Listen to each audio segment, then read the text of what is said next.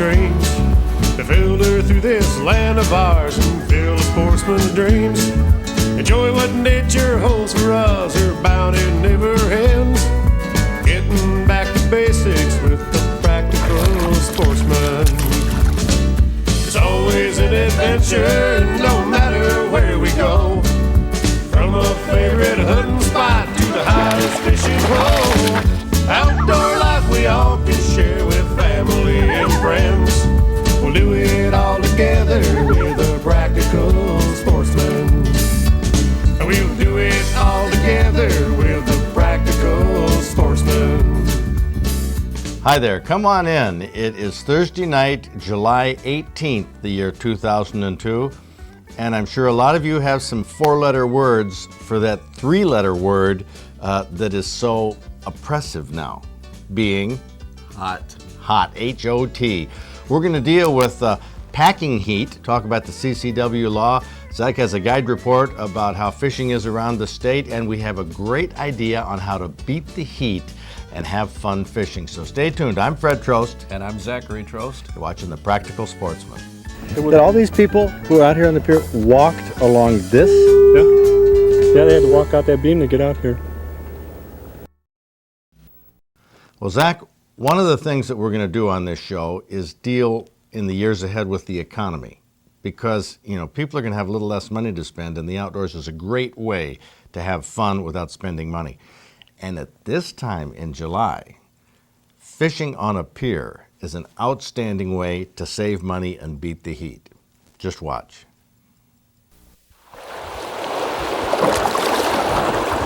Saltwater sportsmen are way ahead of freshwater anglers when it comes to opportunities for accessible fishing.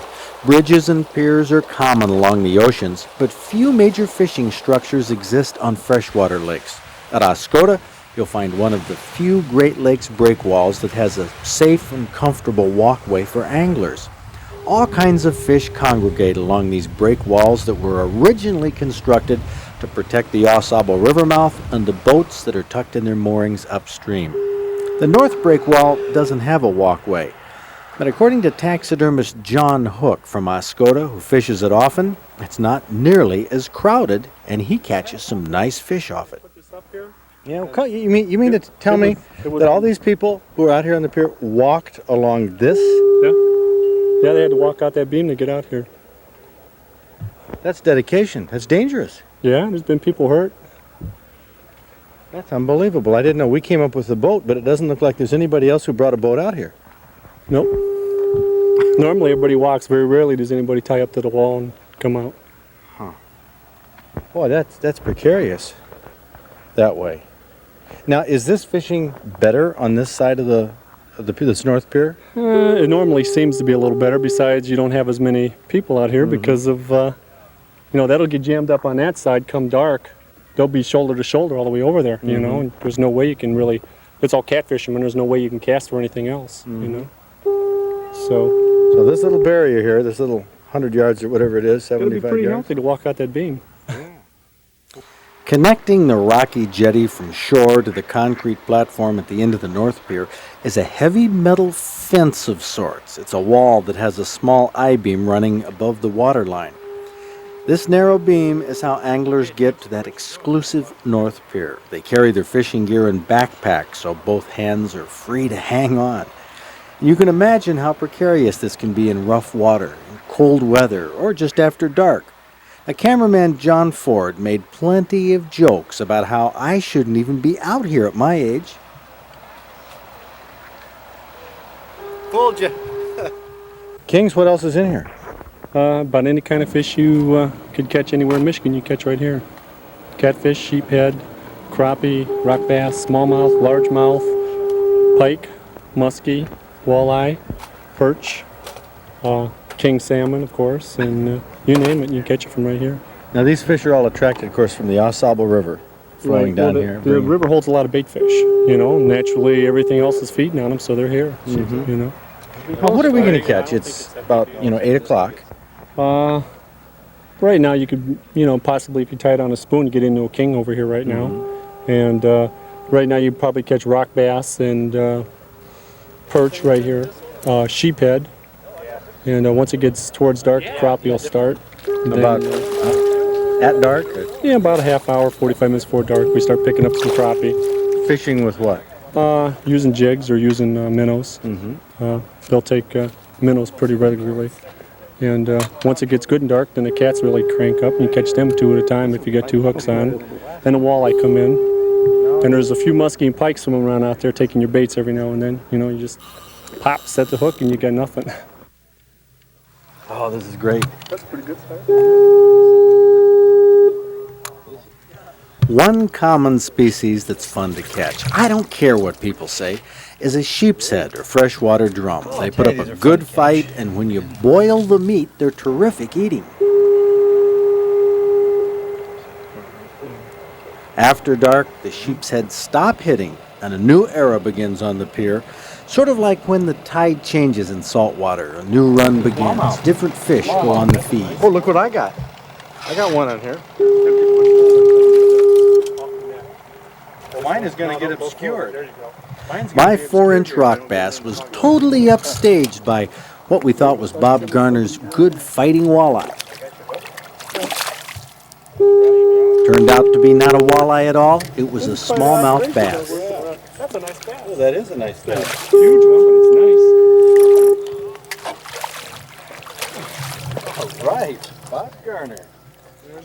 We were really after walleye, channel catfish, or perch, but so far we caught sheep's head, smallmouth bass, and my 4-inch rock bass. Okay, maybe 3.5, but rounded off, I'd say 4 inches.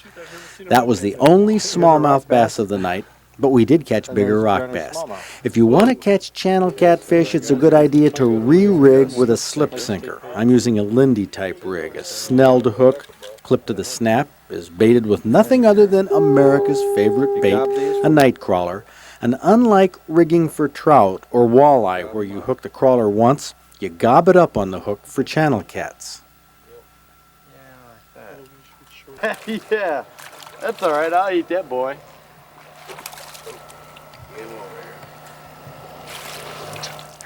Channel cats are popular because they're good eating, especially when they come from clear, cold water. They're known as a southern favorite, but a lot of people go catfishing up north.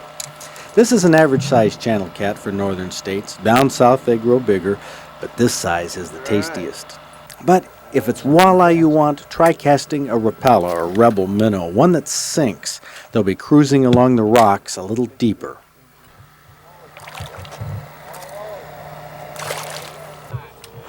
Sure enough, casting catches the walleye. There you go. Well, it's not a trophy, but walleye this size are plentiful. But consider what difference it makes on how you fish, how you rig your line, your bait, and the species you catch. When you're pier fishing, you learn all this by the other anglers around you, and consider the variety of species we caught or saw caught from our end of the pier. A keeper walleye and a keeper smallmouth bass. Toss back that rock bass. Channel cats on worms, crappie caught on minnows, one king salmon from the Lake Huron side, and the biggest walleye we saw that night. Oh man, that's a nice one. And sheep's head? Whoa, a stringer full of freshwater drum. I'm a pier fishing fan, and if you'd try it, I think you'd be too.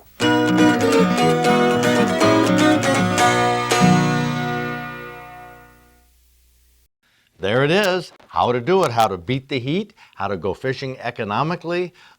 Many of the ports around Michigan have fishing piers or piers that can be used for fishing. And how do you suppose it is at this time of year? Well, like the report I've been getting is it is hot, but I've been getting good reports also. And I happen to know that you called an awful lot of guide report sources this week. Pretty much all of them.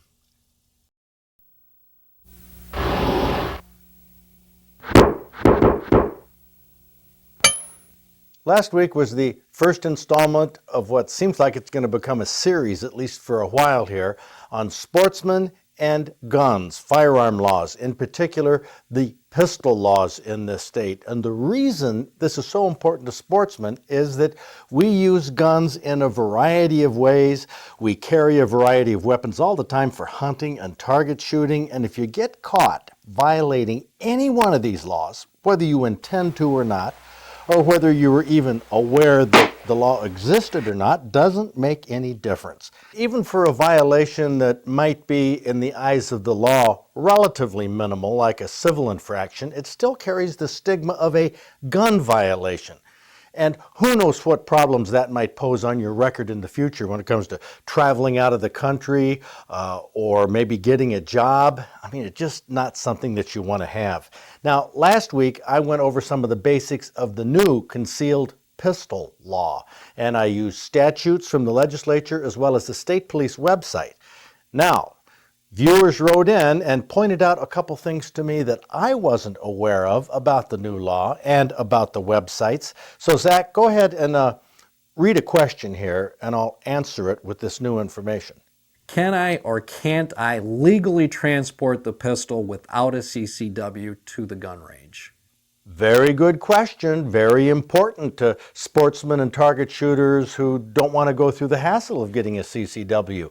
And it used to be, the law in the book said that if you were going to and from a target range or to and from a hunting area and you had a valid hunting license on you or a membership card to a club that has a target shooting range, then you could carry that pistol directly to and from. But the new CCW law basically trumped the old laws that were on the books and repealed them and replaced them, and they didn't necessarily catch all of the little deviations either, which is, I think, what happened. But I wasn't aware until just a few days ago when viewers contacted me and said, "Hey, Fred, the Pier transportation bill passed." Well, what does that mean? Well, that means a bill that Representative Pier had been trying to get through for a number of years to allow people to carry pistols without a CCW finally passed, finally became effective in April. Now, I wasn't aware that it had passed because I'd been looking for it. I'd heard about it. It had been shot down a number of times before, but fortunately it did pass. And it replaces the old Michigan Compiled Laws 750.321A that talked about having the hunting license or club membership. The new 75321A now says that the requirement of a concealed pistol permit to transport in a vehicle does not apply when a person is transporting a pistol for a lawful purpose.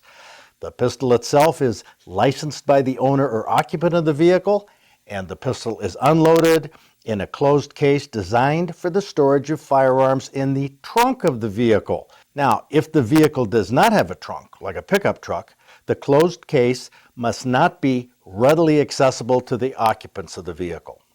The key to being able to transport a pistol like this in a vehicle without a CCW hinges on the words lawful purpose.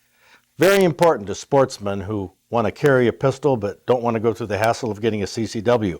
Well, there are 7 purposes which are declared to be lawful purposes under the new Pier transportation bill, and I'm going to go through all of them right here. Lawful purpose includes the following. 1, when you're going to or from a hunting or target shooting area. Don't need a CCW. While transporting a pistol en route to or from your home or place of business and a place of repair, so you can take it to and from the gun shop. Number 3, if you're moving from one home to another, you can transport the pistol without having a CCW. Number 4, if you're taking the pistol to and from a law enforcement agency for getting a safety inspection performed on the pistol, or for doing something, I guess, like the gun turn-in days where you're giving it to a law enforcement official, then you don't need a CCW. And number 5 is a brand new one because it allows you to transport a pistol when you're going to and from a gun show or someplace where guns are purchased or sold, so that you can do commerce if you're going to sell or buy your gun and not worry about having to have a CCW for those trips. Now, number 6 says you don't need a CCW if you're going to or from a public shooting facility or a public land area where maybe hunting or the discharge of firearms is permitted by either a law, rule, regulation, or local ordinance. That covers public land. And number 7 is when you're doing the same thing, you're en route to and from home to another piece of private property where you're going to use the pistol as is permitted by law, rule, regulation, or local ordinance. Those are the 7 situations which you don't need a CCW for transporting a pistol in your vehicle. However, they aren't all totally clear. I mean, does this mean only to and from? You can't stop at the grocery store? Could you take your gun to your place of business, leave it in your car, and then go to the shooting range after work and come back? That isn't terribly clear in this law. Neither is this thing of where it says to be used as is permitted by law. I suppose that could be you're taking it over to show somebody, not to shoot it necessarily, or maybe have it cleaned, or maybe display it as a part of a show or an exhibit. I'm not sure on that. Those things will come down, I'm sure, in court cases in the future. But the passage of this veer transportation bill was not publicized very well. Like I said, I looked all over for it and couldn't find it, but I did find out that the Michigan Outdoor News is one publication that did have an announcement on this by Bill Parker, the editor. I hadn't subscribed to the Michigan Outdoor News at the time, but I am a subscriber now. I do have a word of caution on using the web to find out information about CCWs. You'd think that the state police website would be one place you could count on for accurate information. Well, last week I had some information that sort of misquoted the law, but I got that off of the state police website. Kim looked it up for me after she searched the web and got the address MSP state MIUS/CCW/CCWHTM. So that's where we got our information from last week. Various viewers wrote to me and they said, hold it, that's not what the state police website says. Well, we checked out that website, and if you go to MSP state MIUS, you will get transferred to a website that is michigan.gov/MSP, which is a different website than the one we used, but it has all the same elements.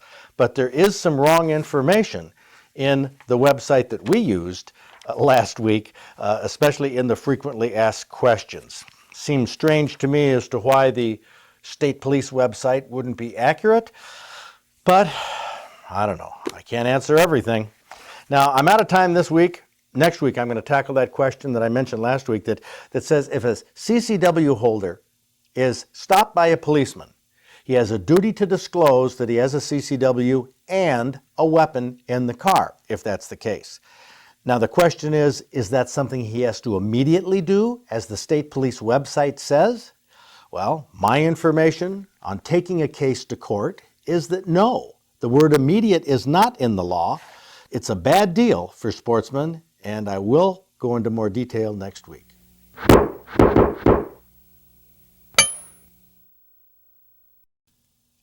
Well, this wraps up another show, Zach. I hope we've given you some entertainment, a lot of information, and the tip for this week would be? Get to the lake. That's the coolest place you're going to find. That's right. But get outdoors, cool down, have a good time, and we'll see you back here next week. Fred Wasco from Saginaw, fishing the Tittabawassee River, got a walleye 30 inches long that wasn't worth getting mounted. Well, not that one.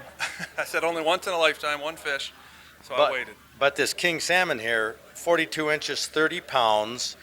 Look at this baby. Who mounted this? Bob Nancaro out of Vassar, Michigan. Yeah. This is the hard part of a coffee table. This is great. And your boat, of course, you're Fred Wasco, and your boat is? The Floatin' Freddy, and we caught this up at Frankfort, Michigan. Wow. You know the cool thing? This is really interesting. Let's do a little question of law here. On this mount here, there are these little shells that I think are freshwater mussel shells. I have no idea. Could be. Oh, that's a good answer. Because they're illegal to pick up and have. Did you know that? The guy gave them to me. Oh, you think that gets you off? Today, hopefully. The guy gave them to me. Well, no, that is interesting. Of course, who knows where they came from, but they have all kinds of things you're not allowed to pick up, and that's one of them. So you're probably going to get busted on this, Fred.